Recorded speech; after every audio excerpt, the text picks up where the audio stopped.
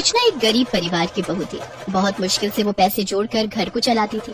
पति ब्रजेश एक दुकान पर नौकरी करता था। तनख्वाह कम थी, इसलिए सुलोचना ने सिलाई करनी शुरू कर दी। सुलोचना को सिलाई का काम आता था, इसलिए वो एक फैंसी बुटीक के लिए घर से ही सिलाई का काम करने लगी। पर बुटीक की मालकिन रोमा बहुत चालाक थी। वो सुलोचना को उसकी मेहनत के बहुत कम पैसे देती थी, पर खुद उन कपड़ों की सिलाई डबल दामों से कमाती थी। सुलोचना सीधी थी, इसलिए वो चुपचाप कम पैसों में काम कर देती थी। सुलोचना, ये 5 पटियाला सूट या 8 प्लाजो सूट और 6 शरारा सूट, ठीक है? ये तुम्हारे इस महीने के 5,000 रुपए हो गए। ठीक है रोमा जी, बाकी और कोई काम आए तो बताना। हाँ हाँ बिल्कुल, अब तो काम आता ही रहेगा। मैं तुम्हें कल फोन करती हूँ, ओके? रोमा सुलोचना को महीने भर के पैसे देकर चली जाती है। पूरे डिजाइनर सूट सुलोचना ने सिलकर तैयार किए। रोमा ने तो एक कटिंग तक नहीं की, पर उसने सुलोचना को इतने कम पैसे देकर ठग लिया। सुलोचना बहू, मुझे ये रोमा ठीक नहीं लगती। तुमने इतनी मेहनत से दिन रात एक करके सारे सूट तैयार किए हैं और ये तुम्हें ठीक से उसके पैसे भी नहीं दे गई। मेरी मानो तो तुम इसका काम मत करो। नहीं माँ जी, मुझे काम की जरूरत है। अभी जितने मिल रहे उतने ठीक है। मैं रोमा जी का काम नहीं छोड़ सकती। आप तो जानती हो, घर खर्चे के थोड़े बहुत पैसे यहाँ से मिलने लगे हैं तो थोड़ी परेशानी कम हुई है। ठीक है बहू, जैसी तुम्हारी मर्जी। अगले दिन रोमा का फोन आता है और वो सुलोचना को जल्दी ही बुटीक पर बुलाती है।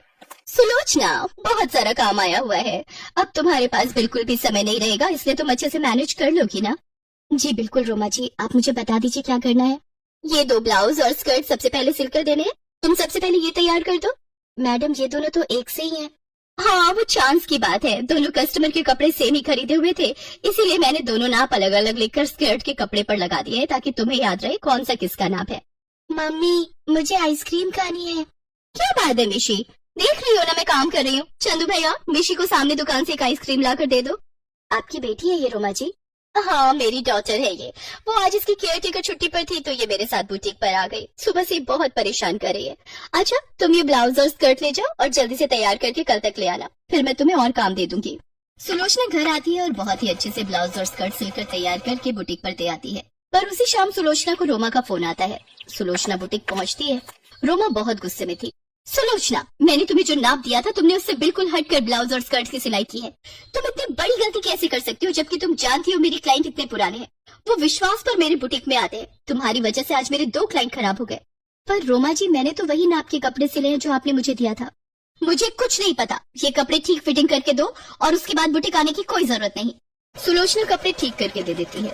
सच तो ये था कि रोमा खुद गलत थी। उसने पेपर पर गलत नाप लिखा था। उसका ध्यान अपनी बेटी को संभालने में था। सुलोचना घर आ जाती है। माँ जी, आप सही कह रही थी। मुझे रोमा जी पर विश्वास नहीं करना चाहिए था। रोमा जी ने मेरे साथ धोखेबाजी की है।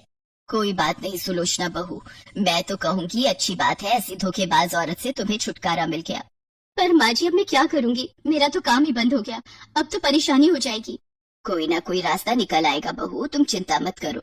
तभी सुलोचना का पति ब्रिजेश घर लौट आता है। ब्रिजेश के पेट में बहुत दर्द हो रहा था, जिस कारण उसे बहुत परेशानी हो रही थी। चलो मैं आपको डॉक्टर के पास ले चलती हूँ। अरे अपने आप ही सही हो जाएगा, डॉक्टर फालतू की फीस ले लेगा। और अगर तबीयत बिगड़ गई तो तुम्हें परेशानी होगी, इसलिए वक्त रहते चल लो। जा बेटा, एक बार डॉक्टर को दिखा कर आ जा। आजकल बीमारियों का कुछ पता नहीं चलता। ब्रिजेश डॉक्टर के पास पहुँचता है तो उसकी तबीयत और बिगड़ने लगती है। डॉक्टर कुछ दवाइयाँ देकर टेस्ट के लिए बोलते हैं। ब्रिजेश के लीवर में सूजन आई थी, जिस कारण डॉक्टर ने उसे आराम करने के लिए बोला था। अब ब्रिजेश भी कुछ दिनों से काम पर नहीं जा रहा था। सुलोचना ब्रिजेश की देखभाल में लगी रहती थी।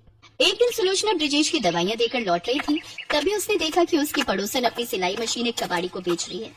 भाभी जी, अगर आपको ये सिलाई मशीन बेचनी है तो मुझे बेच दो, मैं खरीद लूंगी। हाँ तो कोई बात नहीं, तुम खरीद लो। ये 300 रुपए दे रहा है, इसकी जगह तुम दे दो। ठीक है, मैं अभी अंदर से पैसे लेकर आती हूँ। सुलोचना पड़ोसन से वो पुरानी सिलाई मशीन खरीद लेती है। मशीन की कंडीशन ज्यादा ठीक नहीं थी, उसे ठीक करवाने के लिए भी और पैसे लगने थे, पर यह था कि नई सिलाई मशीन बहुत महंगी आती, इसलिए सुलोचना ने वो पुरानी खरीदना बेहतर समझा। सुलोचना अपने दिमाग में कुछ सोच रही थी। सुलोचना बहू, तुमने ये पुरानी सिलाई मशीन क्यों खरीद ली? इसका तुम क्या करोगी? माँ जी, मैं सोच रही थी घर से ही कपड़े सिलने का काम शुरू कर दूं, थोड़े पैसे आने शुरू हो जाएंगे। अच्छा, हाँ, ये तो बहुत सही रहेगा। ठीक है बहू, पर पहले इसे ठीक करवाना पड़ेगा। माँ जी, मैं आज ही इसे ठीक करवा लाती हूँ। सुलोचना सिलाई मशीन ठीक करवा लेती है और घर से ही कपड़े सिलने का काम शुरू कर देती है। शुरू शुरू में उसके पास इतने कपड़े नहीं आते थे, पर जब आस पड़ोस के लोगों ने उसकी सिलाई का काम देखा तो लोग उसे पसंद करने लगे। धीरे धीरे सुलोचना के पास ग्राहक बढ़ने लगे। सुलोचना तो पहले बुटीक में काम कर चुकी थी, इसलिए उसका हाथ बहुत साफ था। अब सुलोचना ने आसपास की टेलर शॉप के लिए भी काम करना शुरू कर दिया। सुलोचना ऑर्डर पर सिलाई का काम करती थी। अब उसके पास पैसे भी जुड़ने लगे। ब्रिजेश की भी तबीयत दवाइयों से ठीक हो गई थी, तो उसने भी दोबारा काम पर जाना शुरू कर दिया। एक दिन पड़ोस में रहने वाली एक लड़की की शादी थी। लड़की के माता पिता के पास इतने पैसे नहीं थे कि वो लहंगा खरीद कर दे सके। सुलोचना को ये बात पता चल जाती है। सुलोचना के पास अपनी कुछ साड़ियाँ रखी थी। सुलोचना उन्हीं साड़ियों और कुछ सामान की मदद से बहुत सुंदर लहंगा तैयार करती है। लड़की के माता पिता और लड़की बहुत खुश होते हैं। सब सुलोचना की सिलाई और लहंगे की बहुत तारीफ करते हैं। थैंक यू सुलोचना भाभी, आज आपने मेरी शादी के लिए इतना सुंदर लहंगा तैयार किया। मैं आपका ये एहसान कभी नहीं भूलूंगी। वैसे भाभी, अगर आप अपना बुटीक खोलो तो वो भी आपका बहुत चलेगा। मेरी सहेलियों ने जब ये लहंगा देखा तो सबको यही लगा कि मैंने किसी बड़े बुटीक से खरीदा है। भाभी, आप अपने बुटीक खोल ही लो। ये आइडिया तो मेरे दिमाग में आया ही नहीं। शायद तुम ठीक कह रही हो। मैं कल ही ब्रिजेश और माजी से बात करती हूँ और कोई दुकान किराए पर ले लेती हूँ।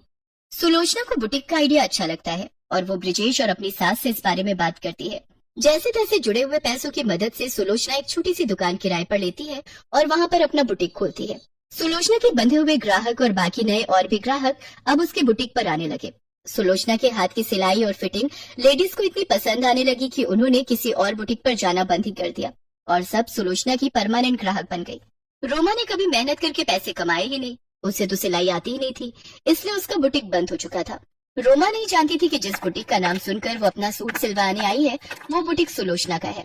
सॉरी सुलोचना, मैंने तुमसे झूठ बोला था। उस दिन गलती मेरी ही थी। मैंने अपनी गलती तुम पर डाल दी और देखो, बेईमानी से काम करने की वजह से आज मेरा बुटीक बंद हो गया और तुमने हमेशा मेहनत की जिसका फल मैं अपनी आंखों से देख रही हूँ। I am sorry. कोई बात नहीं रोमा जी, गलती इंसान से ही होती है। लाइए मैं आपकी फिटिंग ले लेती हूँ। रोमा देखती रहती है। सुलोचना अपनी मेहनत से बहुत आगे बढ़ चुकी है। वो चुपचाप फिटिंग देकर वहाँ से चली जाती है और सुलोचना अपने बुटीक के काम में लग जाती है।